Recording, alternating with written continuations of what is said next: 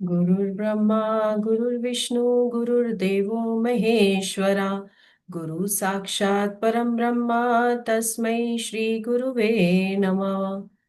तमेव माता च पिता तमेव तमेव बन्धु च सखा तमेव तमेव विद्या द्रविणं तमेव तमेव सर्वं मम देव देवा।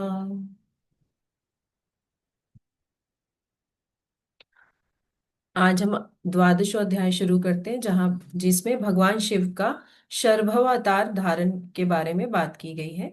सनत कुमार जी बोले, हे नंदीश्वर, हे महाप्राज्ञ, इसके बाद जो वृतांत आपको ज्ञात हुआ, मेरे ऊपर कृपा करके उस वृतांत को इस समय प्रीति पूर्वक कहिए।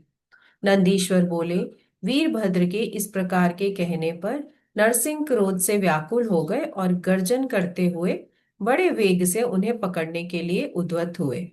इस बीच महाघोर प्रत्यक्ष भय के कारण अत्यंत प्रचंड आकाशव्यापी दुर्धर्ष शिव तेज से उत्पन्न तथा कभी भी न दिखाई पड़ने वाला वीरभद्र का अद्भुत रूप प्रकट हुआ, जो ना तो हिरण्मय था, ना सौम्य था।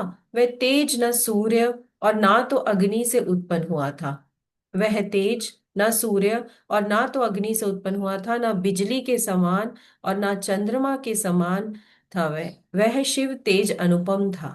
उस समय सभी तेज उन शंकर के तेज में विलीन हो गए। वह महातेज आकाश में भी न समा सका। वह तेज प्रकट काल रूप ही था। अत्यंत विकृताकार वह तेज रुद्र का साधारण चिन्ह था। जय जय आदि मंगल शब्दों के साथ उन देवताओं के देखते देखते ही परमेश्वर स्वयं संहार रूप से प्रकट हुए। हजार भुजाओं से समन्वित जटाधर, ललाट पर बाल चंद्र धारण किए हुए अत्यंत उग्र शरीर वाले वे दो पंख एवं चोंच से युक्त पक्षी के रूप में दिखाई पड़ रहे थे। उनके दांत अत्यंत विशाल तथा तीक्ष्णतम थे।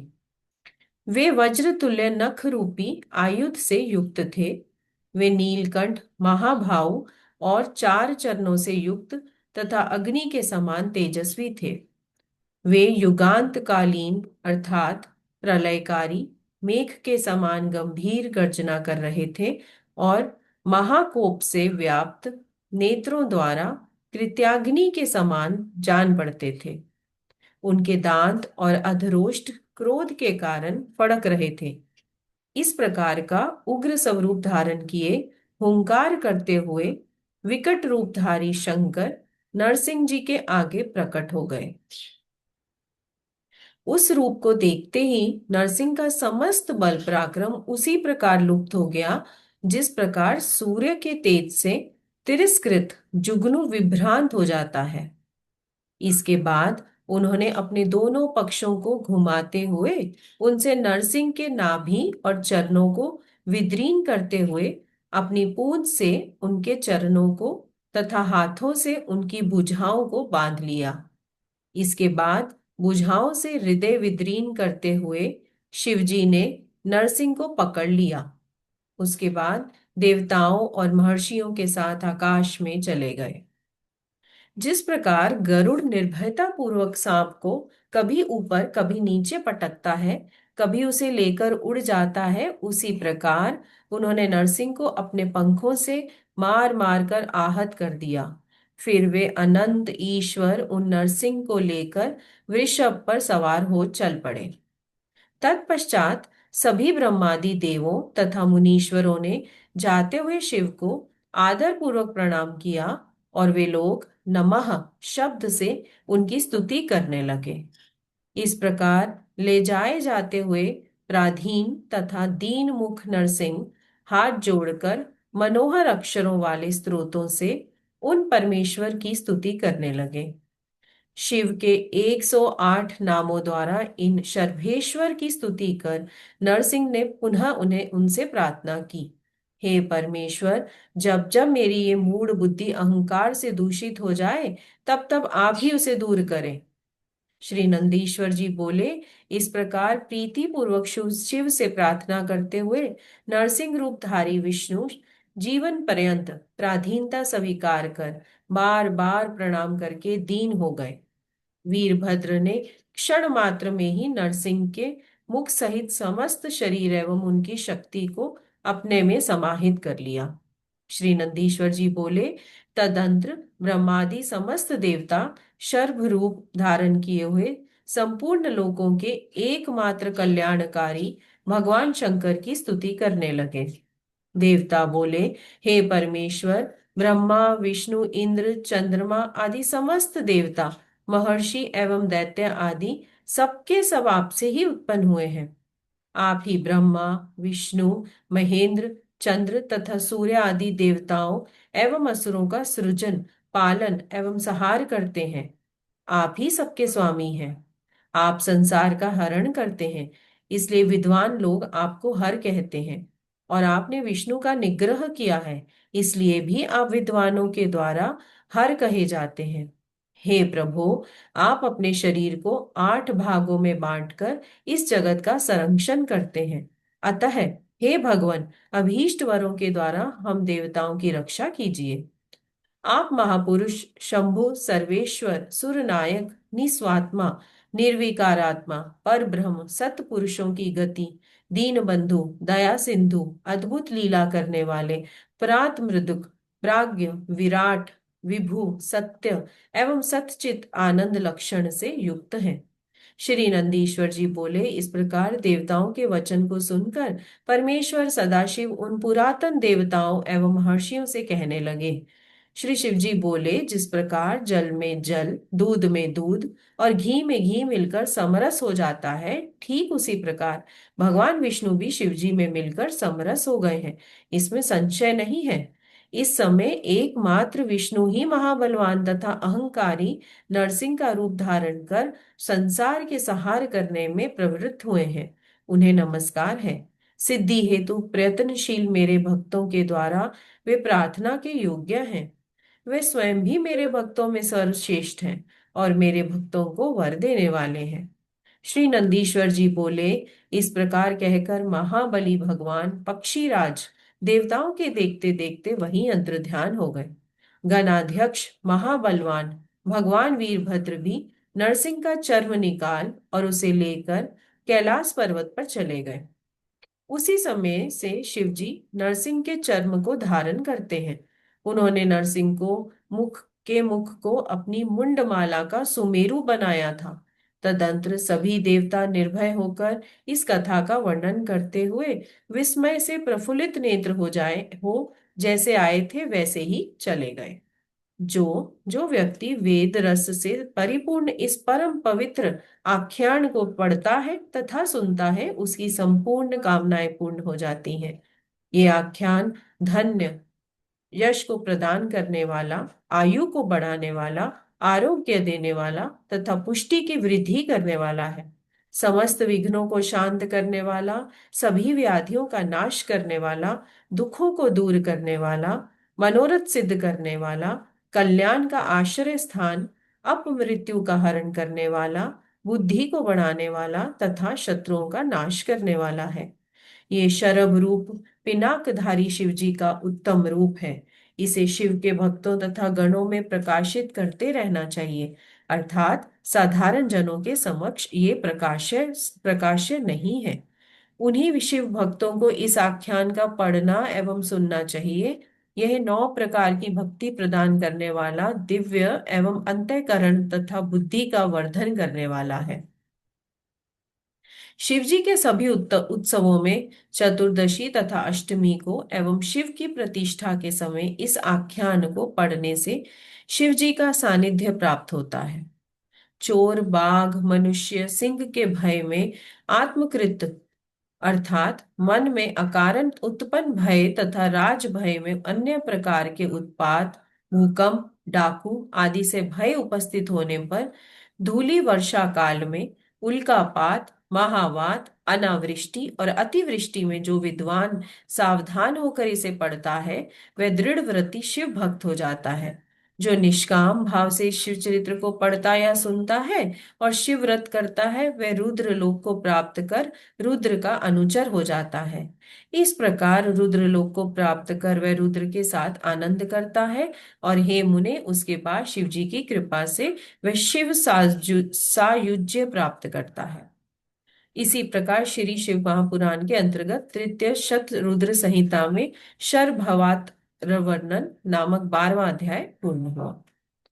यहाँ से 13वां अध्याय शुरू होता है, जिसमें भगवान शंकर के गृहपति अवतार की कथा के बारे में वर्णन किया गया है।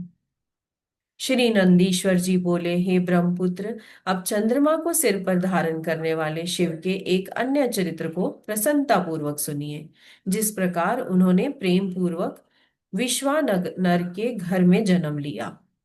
हे मुने, गृहपति नाम वाले वे अग्नि लोक के स्वामी हुए। वे अग्नि के सदृश तेजस्वी सर्वात्मा एवं परम प्रभु थे। पूर्व काल में नर्मदा के तट पर नर्मपुर में शिवजी के भक्त विश्वानर नाम वाले पुण्यात्मा मुनि हुए। वे सदा ब्रह्मचर्याश्रम धर्म का पालन करते हुए नित्य प्रति ब्रह्म यज्ञ किया करते थे। वे शांडिल्य गोत्री थे और बड़े पवित्र, ब्रह्म तेजस्वी तथा जितेंद्रिय थे। वे सभी शास्त्रों के अर्थों के ज्ञाता, सर्वदा सदाचार में तत्पर, शैव आचार में अति प्रवीण तथा लौकिक आचार के ज्ञाताओं में श्रेष्ठ थे। उन्होंने भार्य के उत्तम गुणों पर विचार कर उचित समय में विधि पूर्वक अपने योग्य कुलीन कन्या से विवाह किया। वे प्रतिदिन अग्नि शुश्रूषा, पंचयज्ञ तथा षट कर्म में संलग्न रहते थे और देवता, पितर एवं अतिथियों का पूजन करते थे। इस प्रकार बहुत समय बीत जाने के उपरांत एक दिन उन ब्राह्मण की शुचिष्मति नामक पतिव्रता पत्नी से ने पति से कहा, हे नाथ, मैंने आपकी कृपा से आपके साथ उन सभी भोगों को भोग लिया है जो स्त्रियों के योग्य तथा आनंददायक है। हे नाथ, आप मेरी एक ही विशेष अभिलाषा है जो मेरे हृदय में चिरकाल से स्थित है, और वह गृहस्थों के लिए उचित भी है। उसे देने की कृपा करें। विश्वानर बोले, हे सुश्रोणी, हे प्रिय हितेशिनी, मुझे तुम्हारे लिए कुछ भी अदय नहीं है। हे महाभागे, तुम उसे मांगो, मैं शीघ्र ही प्रदान करूंगा। हे कल्याणी, संपूर्ण कल्याण करने वाले महेश्वर की कृपा से मुझे इस लोक एवं परलोक में कुछ भी दुर्लभ नहीं है। श्री नंदीश्वर जी बोले, पति के इस वचन को सुनकर प्रसन्न मुख वाली वह पतिव्रता स्त्री प्रसन्नता से विनीत हो दोनों हाथ जोड़कर कहने लगी। शुचिष्मति जी बोली, हे नाथ, यदि मैं वर के योग्य हूँ और यदि आपको मुझे वर प्रदान करना है तो मुझे शिव के समान पुत्र दीजिए। मैं कोई अन्य वर नहीं चाहती हूँ। श्री नंदीश्वर जी बोले, उसके इस वचन को सुनकर वे पवित्र आत्मा ब्राह्मण क्षण भर के लिए समाधिस्थ होकर अपने हृदय में विचार करने लगे। अहो, मेरी इस स्त्री ने अत्यंत दुर्लभ तथा मनोरथ मार्ग से दूर कैसी वस्तु मांगी है, अथवा वे शिवजी ही सब कुछ पूरा करने वाले हैं। उन शंभु ने ही इसके मुख में वाणी रूप से स्थित होकर ऐसा कहा है। शिवजी की यदि ऐसी इच्छा है तो उसे अन्यथा करने में कौन समर्थ हो सकता है। ऐसा विचार कर उदार बुद्धि वाले तथा एक पत्नी व्रत में परायण रहने वाले विश्वानर मुनि ने बाद में उस पत्नी से कहा। श्री नंदीश्वर जी बोले, इस प्रकार अपनी पत्नी को अनेक प्रकार से आश्वस्त करके मुनि तप करने के लिए वहां चले गए, जहां साक्षात काशीनाथ विश्वेश्वर स्थित है। उन्होंने शीघ्र ही वाराणसी पहुंचकर मणिकर्णिका का दर्शन करके अपने सैकड़ों जन्मों के अर्जित तीनों तापों से मुक्ति प्राप्त कर ली। उसके बाद उन्होंने विश्वेश्वर आदि सभी लिंगों का दर्शन करके काशीस्थ सभी कुंडों, वापियों एवं सरोवरों में स्नान करके सभी विनायकों को नमस्कार करके शिवा गौरी को प्रणाम करके पापों का भक्षण करने वाले काल राज भैरव का भी पूजन किया।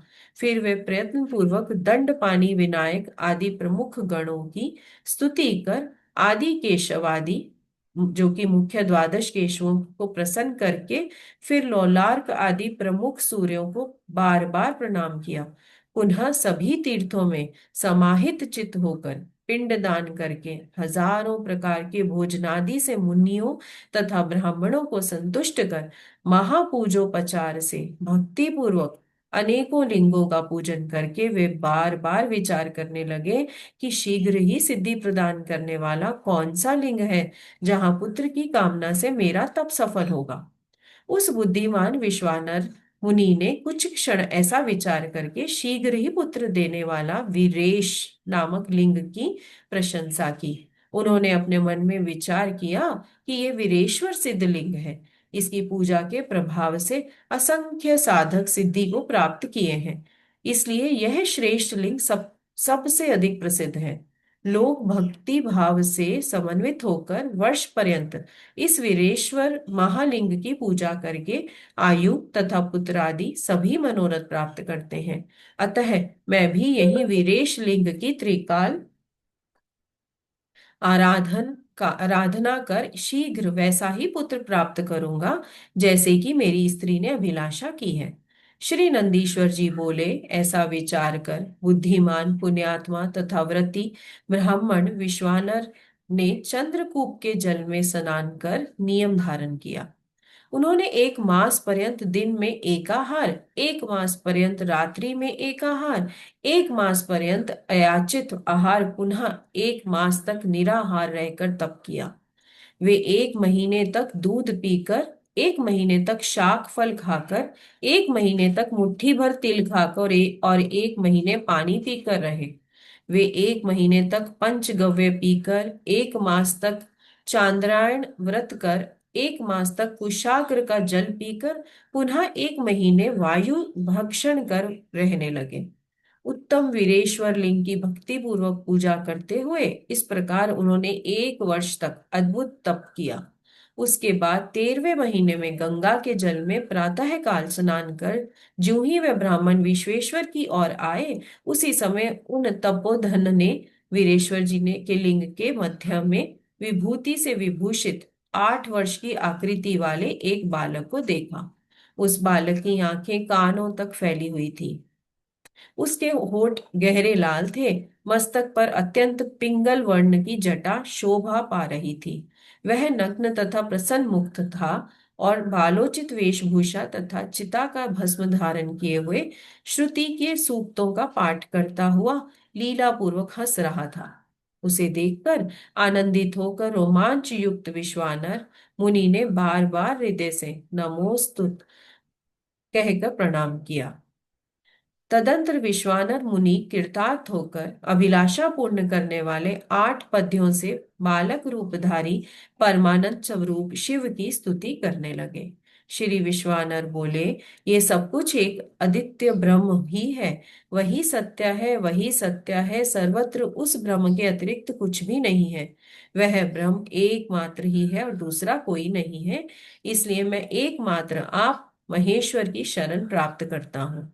हे शंभो, एक आप ही सबका सृजन करने वाले तथा हरण करने वाले हैं। आप रूप विहीन होकर भी अनेक रूपों में एक रूप वाले हैं। जैसे आत्मधर्म एक होता हुआ भी अनेक रूपों वाला है, इसलिए मैं आप महेश्वर को छोड़कर किसी अन्य की शरण नहीं प्राप्त करना चाहता हूँ।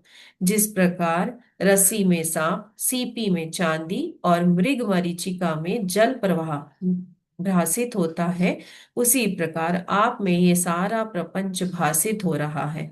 जिसके जान लेने पर इस प्रपंच का मिथ्यात्व भली भांति ज्ञात हो जाता है, मैं उन महेश्वर की शरण प्राप्त करता हूँ। हे शंभो, जिस प्रकार जल में शीतलता, अग्नि में दाहकता, सूर्य में ताप, चंद्रमा में आह्लादकत्व, पुष्प में गंध एवं दुग्ध में घृत व्याप्त रहता है, उसी प्रकार सर्वत्र आप ही व्याप्त है। अतः मैं आपकी शरण प्राप्त करता हूँ। हे प्रभु, आप कानों के बिना सुनते हैं, नाक के बिना सूंघते हैं, बिना पैर के दूर से आते हैं, बिना आंख के देखते हैं और बिना जीवा के रस ग्रहण करते हैं। अतः आपको भली भांति कौन जान सकता है। इस प्रकार मैं आपकी शरण प्राप्त करता हूँ। हे ईश, आपको न साक्षात वेद, ना विष्णु, ना सर्वसृष्टा ब्रह्मा, ना योगींद्र और ना तो इंद्रादि देवगण ही जान सकते हैं। केवल भक्त ही आपको जान पाता है। अतः मैं आपकी शरण प्राप्त करता हूँ। हे ईश, आपका ना तो गोत्र है, ना जन्म है, ना आपका नाम है, ना आपका रूप है, ना शील है एवं ना देश। ऐसा होते हुए भी आप तीनों लोकों के स्वामी हैं और आप समस्त मनोरथों को पूर्ण करते हैं। अतः मैं आपका भजन करता हूँ। हे काम शत्रु, सब कुछ आप में आपसे है और आप ही सब कुछ हैं। आप पार्वती पति हैं। आप दिगंबर एवं अत्यंत शांत हैं। आप वृद्ध, युवा और बालक हैं। कौन ऐसा पदार्थ है जो आप नहीं हैं? अतः मैं आपको नमस्कार करता हूँ। नंदीश्वर श्री नंदीश्वर जी बोले, इस प्रकार स्तुति कर हाथ जोड़े हुए वह ब्राह्मण जब तक पृथ्वी पर गिरते तब तक वह बालक वृद्धों के भी वृद्ध पुरातन पुरुष के रूप में अत्यंत प्रसन्न होकर ब्राह्मण से कहने लगा। वह बालक बोला, हे विश्वानर, हे मुनि श्रेष्ठ, हे ब्राह्मण, आपने आज मुझे अत्यंत संतुष्ट कर दिया। अतः आप प्रसन्नचित्त होकर उत्तम वर मांगिए। तब मुनियों में श्रेष्ठ वे विश्वानर मुनि प्रसन्नचित हो उठकर बालक रूपी शिव जी से कहने लगे। श्री विश्वानर बोले, हे महेश्वर, आप तो सर्वज्ञ हैं। अतः आपसे कौन ऐसी बात है जो छिपी रह सकती है? हे प्रभु, आप सर्वांतरात्मा भगवान, सर्व तथा सब कुछ प्रदान करने वाले हैं। दीनता प्रकट करने वाली याचना के लिए मुझे नियुक्त करके आप मुझसे क्या कहलाना चाहते हैं? हे महेशान, ऐसा जानकर आप जैसा चाहते हैं वैसा करें। श्री नंदीश्वर जी बोले, पवित्र व्रत करने वाले उन विश्वानर के इस पवित्र वचन को सुनकर परम पवित्र उस बालक रूप महादेव ने मंद मंद मुस्कुरा कर कहा, हे शुचे, आपने शुचिस्मति में हृदय से जो इच्छा की है वह थोड़े ही दिनों में मैं निसंदेह पूर्ण हो जाएगी। हे महामते, मैं शुचिस्मति के गर्भ से आपके पुत्र रूप में जन्म लूंगा और शुद्धात्मा तथा सभी देवताओं को प्रिय मैं गृहपति नाम से प्रसिद्ध होऊंगा। आपके द्वारा कहा गया ये पवित्र अभिलाषा स्तोत्र 1 वर्ष पर्यंत तीनों काल में शिव की सनिधि में पढ़ते रहने पर मनुष्यों को संपूर्ण कामनाओं को देने वाला होगा। इस स्तोत्र का पाठ पुत्र, पौत्र, धन प्रदान करने वाला, सभी प्रकार की शांति करने वाला तथा संपूर्ण आपत्तियों का विनाश करने वाला है। और यह स्वर्ग, मोक्ष तथा संपत्ति देने वाला है, इसमें संशय नहीं है। ये स्रोत अकेला ही सभी स्रोतों के तुल्य है तथा संपूर्ण कामनाओं को प्रदान करने वाला है। प्रातः काल उठकर भली भांति स्नान करके शिवलिंग की पूजा कर वर्ष पर्यंत इस स्रोत का पाठ करता हुआ पुत्रहीन मनुष्य पुत्रवान हो जाता है। इस अभिलाषाष्टक स्तोत्र को जिस किसी को नहीं बताना चाहिए और इसे प्रयत्न पूर्वक गुप्त रखना चाहिए। ये महावंध्य स्त्री को भी संतान देने वाला है। जो स्त्री अथवा पुरुष नियम पूर्वक शिवलिंग के समीप 1 वर्ष पर्यंत इस स्रोत का पाठ करता है, उसे ये स्रोत पुत्र प्रदान करता है, इसमें संदेह नहीं है। श्री नंदीश्वर जी बोले, ऐसा कहकर सज्जनों को गति प्रदान करने वाले बालक रूपधारी शिव जी अंतर ध्यान हो गए और वे विश्वानर ब्राह्मण भी प्रसन्नचित्त होकर अपने घर चले गए। यहाँ पर यह अध्याय खत्म होता है। आज हम यहीं विराम करेंगे। ओम नमः शिवाय। हम गाय माता को प्रणाम करते हैं।